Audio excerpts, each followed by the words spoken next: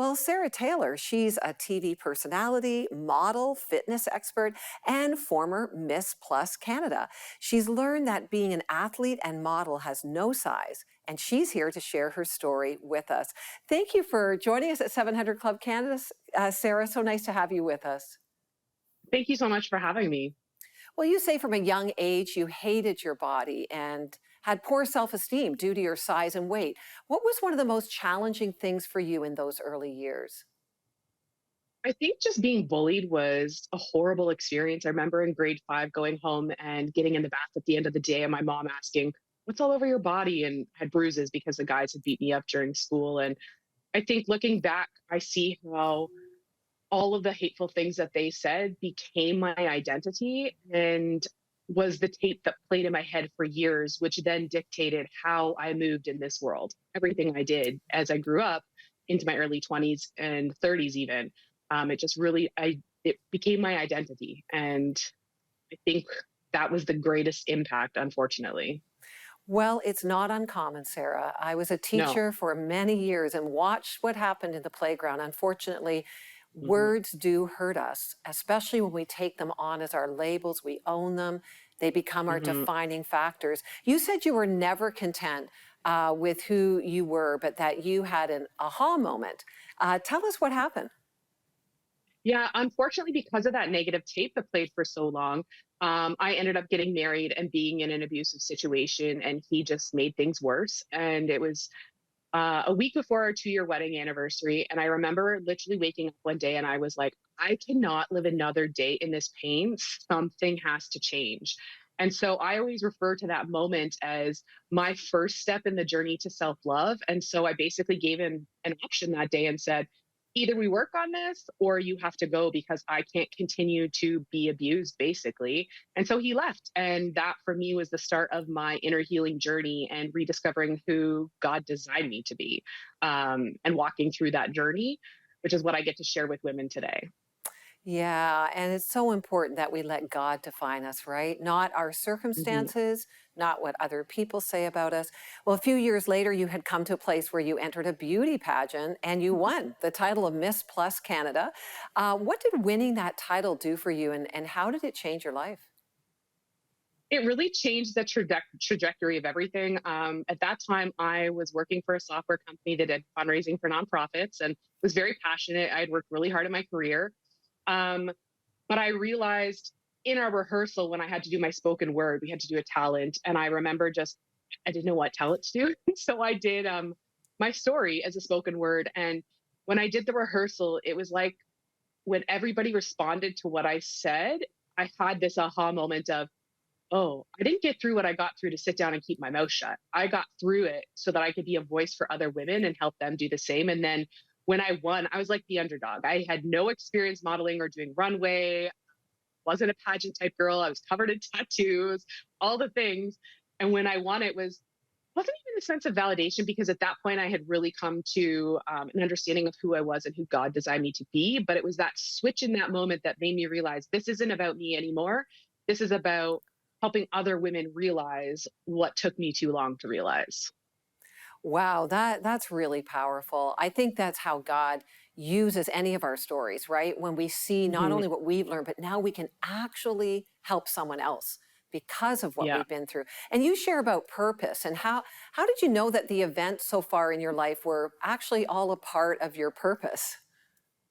It took me a while to catch on to what God was doing, in all honesty. So when it first happened, I had a marketing degree. So I was like, okay, if I won, I got to take this to the next level. So I created a whole brand and I started just sharing my story, and doing things that I thought were what God was calling me to do. And it really was just listening to that still small voice, and opportunities just started flooding in. I started speaking, I started modeling, I traveled to do runway, I did the Dr. Oz show with Ashley Graham. All of these opportunities kept coming. And then I'm still working at this software job. Yeah. And it was just kind of this switch where I was fat shamed at a gym. And I was like, I'm not the only plus size woman that just wants to feel good in her skin. And most women would just like stop going to the gym. I decided to certify as a personal trainer, and open 2 fitness studios and then moved to going online since COVID. But it really was that switch of like, I want to continue to work with women. How do I translate what I've walked through, body, soul, and spirit, to empower other women to do the same? And how do I do this as like my life? And so that's where I really realized like this is part of my purpose. This wasn't something that happened to me. This is something that happened for me, so that I could spread his message with women who are hurting. And there are so many women who are hurting. And I know the difference that it makes when you learn to love yourself, but when you furthermore incorporate how much God loves you, and that becomes your identity, and you see your value and worth in that way. Wow, you just said so many important and significant things right there. And one that just stood out to me was just like, this just didn't happen to you, right? Hmm. It's actually something that God is now using. He's working through you as a result of Hmm. this. So your experience, your pain, your successes, God uses it all. So beautiful. Well, it's so great to have you with us, Sarah. And I just love hearing how in your story, the ups and the downs, God is just working not just in you, but he's working through you and to benefit others. And you caught on to that. You caught on to that purpose. Since winning Miss Plus Canada, which is quite an achievement, you've been on a greater healing journey of emotional and physical health.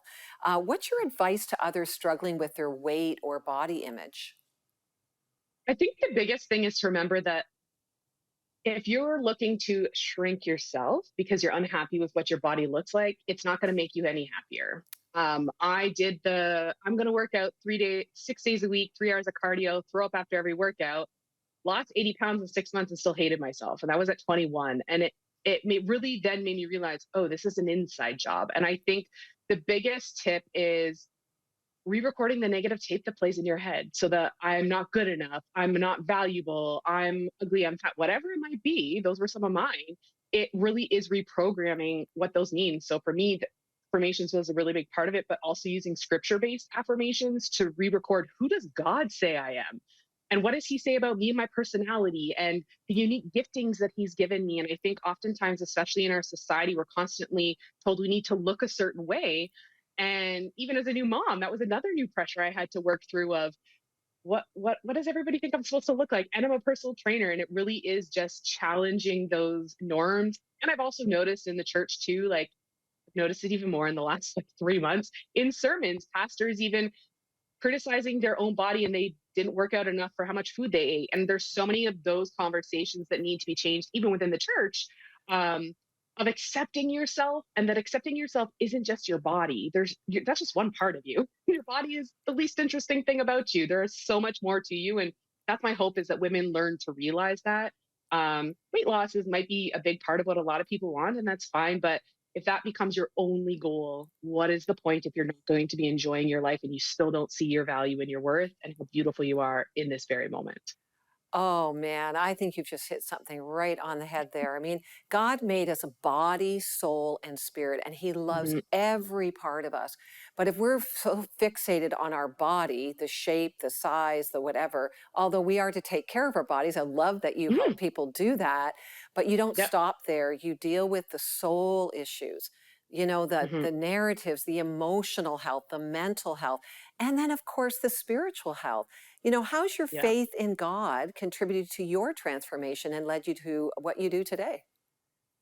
Well, in all honesty, I've had like a very up and down relationship with my faith. I grew up as a pastor's kid, some traumatic experience growing up, and so there was times where I wasn't part of the church. But I found my faith at 16, and I've come and gone from God, and tried to let go of His hand, and then I remember I can't do anything without Him. So for me, even more recently, my faith is even more a part of my business as well, because had this realization that one of the other things I was bullied about was I was a pastor's kid, and I was a very vocal pastor's kid. And so I didn't share my faith because of it. And so I'm even more passionate at this point about incorporating the faith aspect with fitness.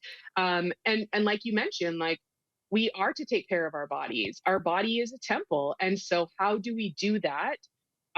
In a way that is God honoring, but also honoring where we are in life. And also realizing like we might be designed to look like this. Like I work out 6 days a week and eat really healthy, but this is what my body looks like. And am I going to spend the rest of my life hating it and operating out of that? Or am I going to believe what God says about me, that I am his daughter and that I am chosen and that I have purpose and I have value and do something about it. And so that's a lot of my message as well is like, you don't have to look like everybody else. God created you uniquely you. And if I didn't have the body I have, I wouldn't be able to reach the women that I get to work with. Right, right. So good, so good. Well, you share your message of body positive living on TV as a model and a fitness coach. Could you tell us about your fitness app and self love journal, which you said since COVID, you've kind of gone online?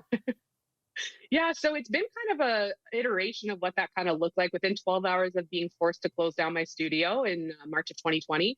I had an online solution, and before I had my daughter, I was teaching 10 live virtual classes a week, which is a lot. And so I've shifted to one-on-one coaching to really help women holistically focus on that body, soul, and spirit in a custom way. So we get to focus on where are you right now? How do you feel? And where do you want to be? And how is that going to feel? And how do you envision that? We focus on making small habit changes that will add up over time.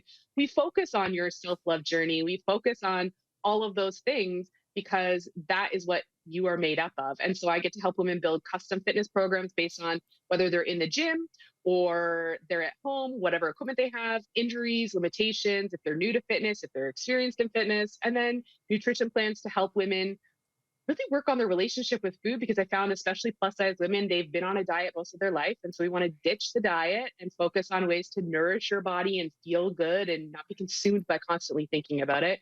And then I also have videos of lessons on the self love piece and the faith piece because I think it's really important to approach that in the holistic way. And really, that is what my journal is. So, my book and my program go hand in hand. It's all the things that I have been working on over the last 10 years of learning to love myself and really seeing life completely change because I decided to believe in myself and believe what God had to say about me. So, my self love journal is on Amazon worldwide, and it is a little bit about my story. It's my entire coaching program. So, we go through all the things how to set up an at home space, what weights to use, how to build sustainable habits, habits you can focus on. The faith piece is also in there. And then there's 3 months of tracking to help you on your journey. With daily trackers, monthly trackers, really just check in so that you can plan and prepare. That's one of the biggest tools when it comes to your wellness journey. Right. But I'm so passionate and excited that I was able to mirror both together. Love it so much. It's so practical. You see it all there. All the tools are there. Sarah, thank you for sharing your story with us today. Thank you so much for having me. It was such an honor and privilege. Well, for more about Sarah and her resources, go to 700club.ca and you'll find all the links right there.